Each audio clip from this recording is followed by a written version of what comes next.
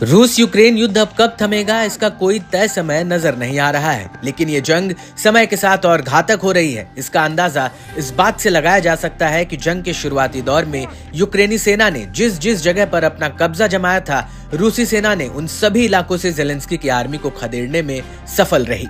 इतना ही नहीं, यूक्रेन को पश्चिमी देशों से मिले लंबी दूरी के हथियारों का उपयोग भी रूसी इलाके में आए दिन नजर आ रहा है, जिसके जवाब में रूस भी अपने एडवांस हथियारों से यूक्रेनी सेना को खदेड़ रहा है और जंग में अपनी बढ़त लगातार बढ़ा रहा है। पहले तो यूक्रेन ने अमेरिका और नेटो देशों के सपोर्ट से हथियार, पैसा और गोला बारूद से रूसी सेना को छकाया, लेकिन अब जब अमेरिका की सत्ता की दिशा बदल गई है और सत्ताधारी ट्रंप शुरू से ही यूक्रेन के फेवर में नहीं दिखे और न ही इस जंग के, लेकिन जाते जाते बाइडेन ने जो ज़ेलेंस्की के हाथ खोल दिए हैं, उससे अब मुश्किलें बढ़ रही हैं और दुनिया एक भीषण और बहुत ज्यादा विस्फोटक जंग को देखने के करीब पहुंच चुकी है।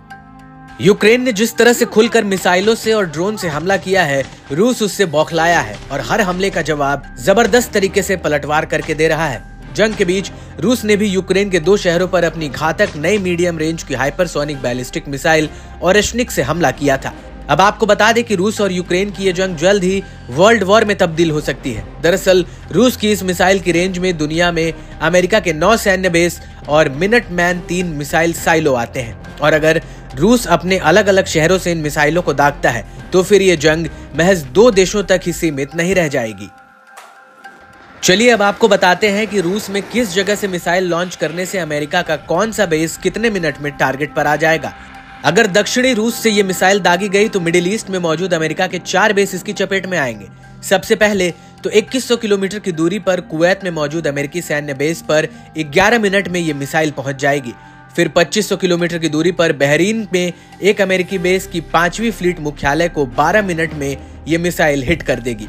2650 किलोमीटर दूर मौजूद कतर के अमेरिकी एयरबेस पर 13 मिनट में मिसाइल पहुंचेगी और 4100 किलोमीटर दूर मौजूद जिबौती के अमेरिकी एयरबेस पर 20 मिनट में ये मिसाइल पहुंच जाएगी।